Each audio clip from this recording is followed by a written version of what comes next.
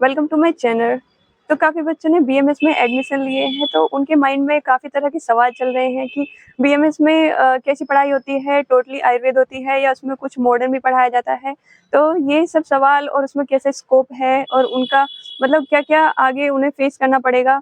तो ये सब सवाल उनके माइंड में चल रहे होंगे, तो ये सब सवाल मैं तो नहीं बताऊँगी, लेकिन उनके ये सब डाउट क्लियर करने के लिए मैं अपने इंटर्न सीनियर की, उनकी फर्स्ट ईयर से फाइनल ईयर तक की क्या जर्नी रही है, क्या उन्होंने फेस किया है, किस-किस से उन्होंने पढ़ाई की है, तो वो सब मैं अपनी वीडियो में आगे उनसे मिल कर के आपको बताने वाली हूँ।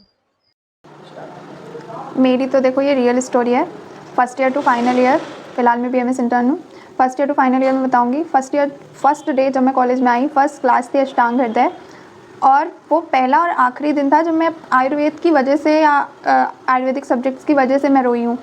मुझे अभी भी याद है, फर्स्ट क्लास थी मेरी और मुझे सर थे खड़ा कर दिया अष्टांग का श्लोक पढ़ने के लिए। अब मेरे तो वो कहते हैं ना, जज्बात बदल गए, हालात बदल गए, नहीं पढ़ना आया।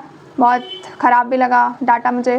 फिर जो मैं रोई हूँ, भयंकर रोई हूँ, वो फर्स्ट और आखिरी दिन था जब मैं ऐसे रोई। उसके बाद मुझे कॉलेज में कुछ मेंटर्स ऐसे मिले, कुछ टीचर्स ऐसे मिले जिन्होंने लिटरली बहुत सपोर्ट करा और आयुर्वेद क्या है क्या नहीं है वो धीरे धीरे जानना शुरू किया। और ऐसे करते करते जानने में 1 साल तो लग गया पूरा। कोरोना काल में जैसे जिस तरीके से आयुर्वेदिक मेडिसिन इतनी वाइडली स्प्रेड हुई, वो सब देख के कि इसमें स्कोप है। फिर उसके बाद मैंने जब जाना, पहले तो यही लगा था कि आयुर्वेद में आ गई, अब आगे क्या, इसके आगे क्या। पर जब मैंने जाना कि इतनी सारी अपॉर्चुनिटीज़ हैं हमारे पास, हम एमओ ज्वाइन कर सकते हैं, हम पीजी एंट्रेंस के बाद अगर क्लियर करने के बाद हम असिस्टेंट प्रोफेसर और डिफरेंट वैरायटी की जॉब्स हैं जो हम ऑफर ले सकते हैं। वो सब जानने के बाद, वो 1 साल के बाद मैंने कभी ये नहीं सोचा कि मैं गलत जगह आ गई हूँ या क्यों मैंने ये ले लिया। टिल डेट ना मैंने सोचा है, ना मैं सेटअप किया कि हाँ ठीक है, हम आयुर्वेद में आए हैं तो हमने कुछ गलत नहीं करा, हमने कोई गलत डिसीज़न नहीं लिया। तो मेरे लिए वो बहुत बड़ी एक प्राउड मोमेंट होगा। बाकी मैं यही चाहूँगी कि अब जो जितने भी लोग आयुर्वेद की तरफ रुख ले रहे हैं, वो उस पे विश्वास करें और कोई भी स्टूडेंट ये ना सोचे कि हम क्यों यहाँ आ गए, कि किस लिए आ गए। बजाय ये सोचने के, अगर तुमने लिया है तो तुम फोकस करो आगे की अपनी अपॉर्चुनिटीज़ पे कि मैं आगे क्या कर सकती हूँ क्या नहीं। जो मैं कर रही हूँ वही मैं चाहूँगी कि जो जितने भी बीएमएस स्टूडेंट्स हैं वो इस चीज़ को फॉलो करें और देखें कि अब आगे क्या करना है। हम देखिए, जब हम लोग फर्स्ट ईयर में आते हैं ना, तो हम लोग का सबका ये होता है कि हमें एमबीबीएस के लिए वापस से नीट प्रिपरेशन करनी है। अगर वो प्रिपरेशन करके आप सेलेक्ट हो जाते हैं तो it is well and good, लेकिन सपोज अगर आप नहीं सेलेक्ट होते हो, है ना, तो आपका हमेशा का लैग आ जाता है बीएमएस से कनेक्ट होने के लिए, आयुर्वेदिक के जो भी सब्जेक्ट्स हैं उससे कनेक्ट होने के लिए। हमें जो फर्स्ट ईयर में सब्जेक्ट्स पढ़ाए जाते हैं ना, उस जब हम वो चीजें सब्जेक्ट्स पढ़ते हैं तो हम मेंटली प्रिपेयर होते हैं कि आगे हमें ऐसे ऐसे ऐसे ऐसे बीएमएस की जर्नी में आगे जाना होगा। बट जब हम प्रिपरेशन करते हैं और फिर जस्ट आके फर्स्ट ईयर का एग्जाम देख देते हैं मग अप करके जो भी आयुर्वेदिक सब्जेक्ट है, तो हम चीजों से कनेक्ट नहीं कर पाते। ये मेरे साथ खुद के साथ हुआ है। मैं आई, मैंने प्रिपरेशन करी, मैं बहुत टाइम तक चीजों से कनेक्ट नहीं कर पाई। मैं आपको बताऊंगी मैं चीजों से कब कनेक्ट कर पाई बीएमएस में, है ना। कुछ ऐसे ही सब्जेक्ट हैं इंटरेस्टिंग नहीं है, फिर धीरे धीरे करके ऐसे ऐसे करके सेकंड ईयर आ गया। अब सेकंड ईयर में भी बहुत ज्यादा कुछ इंटरेस्टिंग हमें आज सच देखने को नहीं मिला, है ना।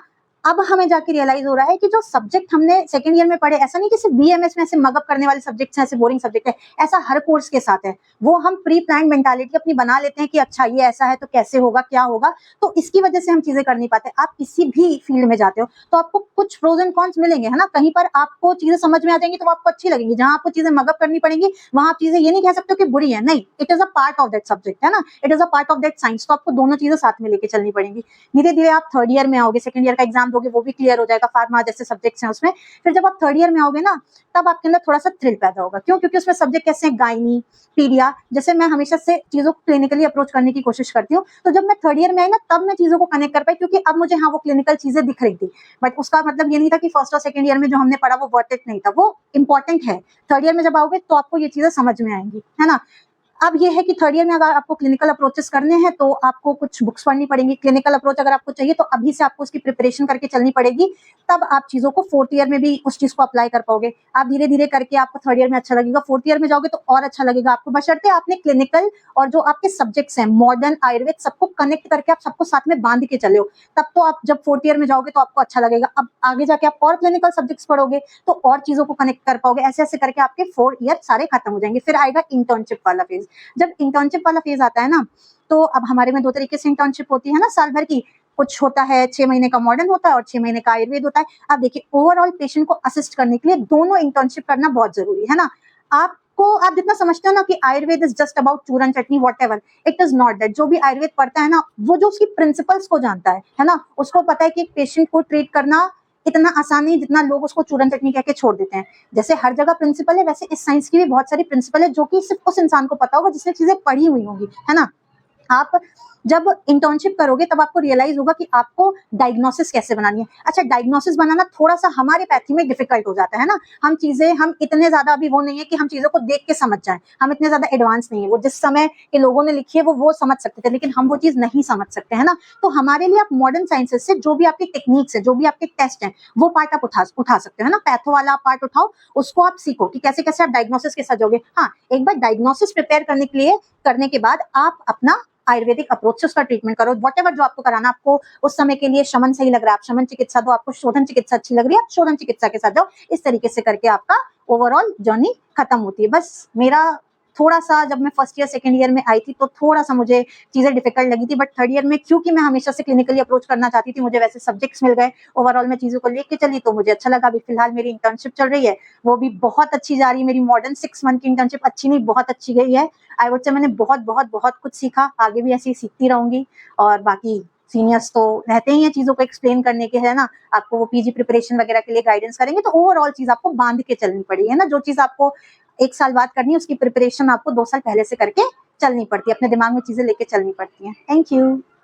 तो जैसा कि मेरी कॉलेज लाइफ की जर्नी तो वैसे बहुत अच्छी रही है, कुछ ऐसा नहीं है कि मज़ा नहीं आया, बहुत मज़ा आया मेरी कॉलेज लाइफ की जर्नी में। जैसा कि जिस समय हम आए थे इस कॉलेज में तो कुछ इतना था तो नहीं, कि बात करें अगर कॉलेज की बिल्डिंग की, हॉस्टल की, कुछ भी नहीं था इतना। कॉलेज की एक बिल्डिंग थी और ना इतना क्लिनिकल एक्सपोजर था। जैसे कि अब बात करें तो अभी नई बिल्डिंग भी बन चुकी है, हॉस्टल भी नया बन चुका है, और जो क्लिनिक की नई बिल्डिंग है वो भी बन चुकी है।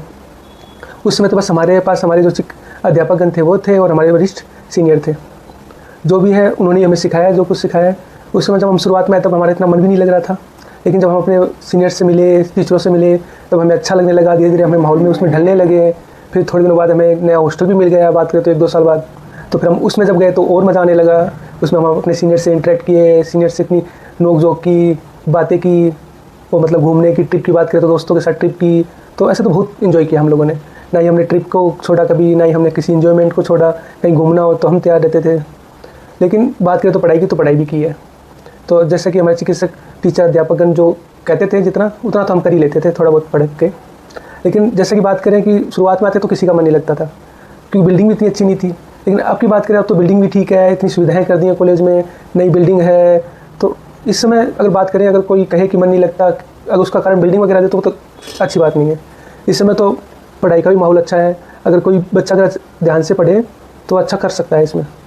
जैसे शुरुआत में बच्चे आते हैं तो नीट की तैयारी में लगे रहते हैं, तो वो ठीक है, नीट की तैयारी करो। अगर तुम्हें नहीं अगर हो पाता है या हो जाए तो अच्छी बात है, तो अगर नहीं हो पाए तो ज़्यादा टाइम बर्बाद मत करो। मेरा मानना ये है कि तुम इसमें भी अच्छा कर सकते हैं।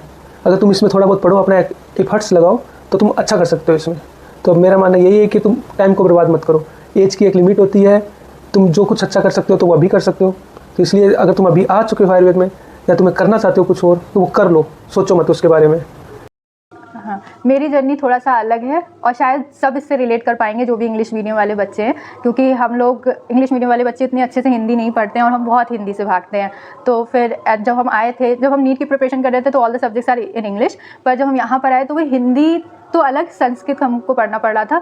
और जब हमने फर्स्ट ईयर की किताब देखी थी, इट वाज कम्प्लीटली अ श्लोक, जिसका संस्कृत थी, मतलब पूरा संस्कृत और इंग्लिश था। तो स्टार्टिंग में तो ऐसा हो रहा था कि हमें संस्कृत के श्लोक पढ़ना भी नहीं आता था कि इसको कैसे तोड़ना है, कैसे उसको पढ़ना है। लेकिन हल्के हल्के जब हमने थोड़ा थोड़ा पढ़ा, फर्स्ट ईयर का एग्ज़ाम जो मैंने दिया था तो उस एग्ज़ाम में आई वॉज कन्फ्यूज कि छोटी ई की मात्रा कैसे लगानी है और बड़ी ई की मात्रा कैसे लगानी है। इसमें भी मेरा आधे पेपर में तो यही कन्फ्यूजन में चला गया, छोटी ऊ की मात्रा बड़ी ऊ की मात्रा में ही आधा पूरा 1 साल चला गया था।